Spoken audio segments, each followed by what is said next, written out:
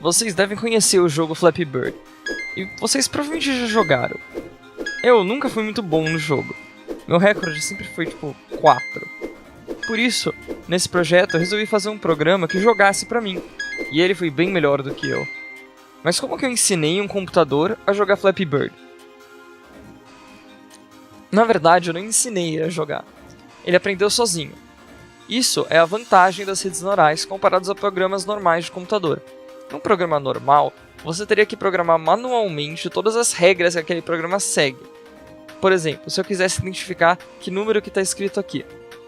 Esse número, pra gente, você só olha e você já reconhece, é um 0. Mas para um computador, é só uma sequência de um monte de pixels que não tem muito significado juntos. Isso acontece porque o computador não tem o mesmo tipo de interpretação de alto nível que nós temos. Quando você vê uma imagem, você não está vendo só aquela imagem. Você está vendo tudo que seu cérebro interpreta dela. O computador realmente não tem essa capacidade.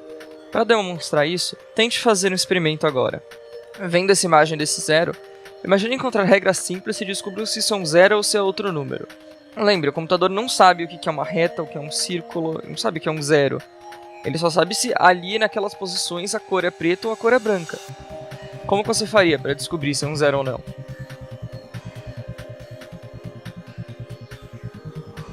Uma possibilidade talvez fosse pensar, se os pixels do centro da imagem são brancos, é um 0. Mas e nesse caso? Você teria que procurar outra regra que diferenciasse esses dois. Agora imagine fazer isso para todos os dígitos diferentes e todos os jeitos diferentes que alguém pode escrever um dígito. É praticamente impossível. E é para tentar replicar essa capacidade do nosso cérebro que foram criadas as redes neurais, que são estruturas computacionais inspiradas na biologia, que conseguem processar a informação de um jeito mais parecido com o jeito que nós interpretamos. Isso significa que alguns problemas que antes eram quase impossíveis para o computador resolver, como o jogo de tabuleiro Go, considerado muito mais complexo do que o xadrez, ficaram muito mais fáceis. Ao invés de tentar buscar um monte de regras manuais, você pode agora criar uma rede neural e deixar com que ela aprenda os padrões mais complexos, seja no jogo ou em qualquer outra situação, como, por exemplo, descobrir se é vantajoso ou não pular naquele momento no Flappy Bird. Mas como que as redes neurais conseguem achar esses padrões? O segredo delas está na capacidade de aproximar qualquer relação. O que isso significa? Isso significa que para qualquer duas coisas relacionadas, ou seja, que uma dependa da outra, existe alguma rede neural que consegue aproximar o valor de uma a partir da outra, desde que tenha informação suficiente. Um exemplo disso é se você quer transformar, por exemplo, o que a pessoa está falando em texto, reconhecimento de fala. É fácil de afirmar que exista uma relação entre o som e o que a pessoa está falando, senão seria impossível de nós reconhecermos o que alguém diz. Mas para um computador, como já vimos antes, seria muito difícil criar regras exatas que conseguissem transformar a voz em texto, considerando a diferença nas vozes das pessoas, no volume e em vários outros fatores. E é aí que entra a capacidade da rede neural de encontrar esses padrões. Como ela consegue generalizar qualquer tipo de relação e já concordamos que existe uma relação entre a voz e o texto, significa que existe alguma rede neural que consegue realizar essa transformação, desde que a rede tenha os parâmetros certos.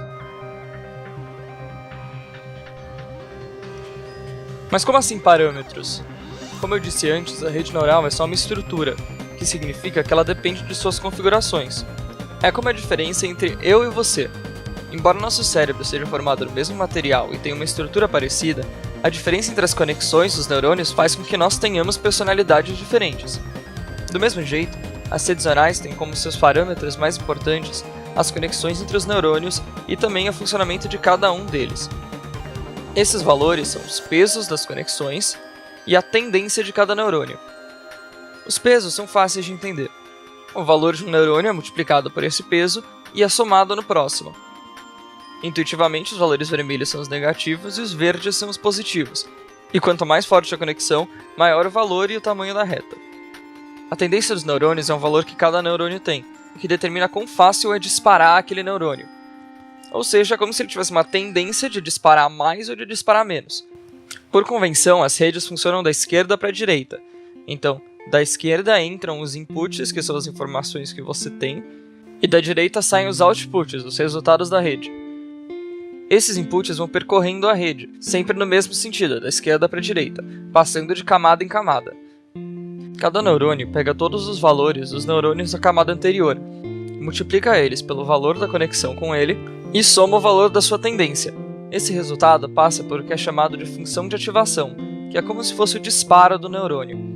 Essa função é essencial para introduzir não linearidade no sistema, o que é um pouco difícil de explicar aqui e por isso não vai estar incluído nesse vídeo, mas vou listar na descrição recursos para quem estiver interessado. Essa rede neural, que é uma das que aprendeu a jogar Flappy Bird, só tem uma camada intermediária, ou seja, só tem uma camada entre a camada de inputs e a camada de outputs. Mas dependendo do problema, às vezes elas podem chegar a ter muito mais do que isso. Mas então, agora que já discutimos como as redes neurais funcionam, como que eu consegui fazer uma que jogasse Flappy Bird? Para analisar o Flappy Bird, nós temos que ver ele de um jeito diferente. Embora já existam pesquisas que busquem fazer com que o computador consiga jogar jogos só pelas imagens, isso ainda é muito complexo de treinar e fazer para que eu conseguisse fazer em casa. Então, o meu robô, ao invés de receber a imagem do Flappy Bird, recebia 6 dados: a altura dele, a velocidade, a distância dele até os 2 próximos canos e a altura dos 2 próximos canos. Essas informações entravam na rede neural e o resultado dela eram 2 probabilidades. A primeira era a probabilidade de que fosse bom não pular naquele momento, e a segunda era a probabilidade de que fosse bom pular naquele momento. O código que eu escrevi pegava essas informações do Flappy Bird, passava para a rede neural e executava o que ela achava que seria melhor naquele momento. Mas para as estimativas da rede neural serem boas, ela precisa ter já aprendido como jogar. Como que eu consegui ensinar ela a jogar? Lembra quando eu falei que para qualquer relação existe alguma rede neural que consegue aproximar ela? Ensinar, nesse caso, é procurar o conjunto de parâmetros que faz com que ela aproxime essa relação. A relação entre o estado do Flappy Bird atual e qual é o melhor movimento naquele momento. Existem várias técnicas profissionais bem desenvolvidas para fazer isso, mas a principal e mais usada, que se chama backpropagation, é muito complexa matematicamente para conseguir explicar aqui. Então, eu busquei uma alternativa muito mais intuitiva, que é um algoritmo genético. Um algoritmo genético é o que é chamado de um algoritmo de otimização. Isso significa que o trabalho dele é otimizar alguns parâmetros, ou seja, achar os melhores que ele conseguir. No caso, os parâmetros que ele vai estar procurando são os parâmetros da rede neural. Ele funciona, como o nome já sugere, usando evolução, por meio de seleção natural e mutações aleatórias. Seu funcionamento é cíclico. Ele sempre começa criando uma população aleatória, de algum tamanho que eu escolha. Essa população é composta por redes neurais com parâmetros aleatórios. Criada essa primeira população, todos os indivíduos, ou seja, as redes neurais, passam por uma fase de avaliação. Nessa fase, cada uma joga uma ou várias partidas de Flappy Bird e conseguem disso uma pontuação média. A essa pontuação se dá o nome de aptidão, e ela identifica quão bom foi o desempenho daquele indivíduo. Quando todos os indivíduos já foram avaliados e já têm o seu valor de aptidão, passamos para a próxima fase, que é a fase de reprodução, uma das fases mais importantes. Nessa fase, 2 indivíduos são selecionados e geram um novo indivíduo a partir da combinação dos seus parâmetros. A seleção acontece nessa fase, porque os indivíduos que têm um valor de aptidão maior têm mais chance de serem selecionados, ou seja, os que forem melhor no Flappy Bird têm mais chance de ter suas características passadas para as próximas gerações.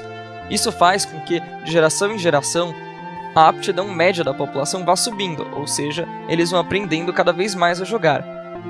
Mas para que eles consigam realmente aprender a jogar, ainda falta um fator importantíssimo, que são as mutações. Sem mutação, teria muito pouca variação nos parâmetros, que significa que eles nunca realmente sairiam do lugar, nunca explorariam coisas novas. Como o algoritmo genético é um algoritmo de otimização, significa que ele tem que buscar novas opções para ver se elas são melhores do que as atuais. E por isso, assim como na vida real, as mutações são essenciais para a evolução. A fase de reprodução ocorre até que a nova população tenha o mesmo tamanho da população antiga. Quando isso acontece, a população antiga é descartada e a nova população entra na fase de avaliação.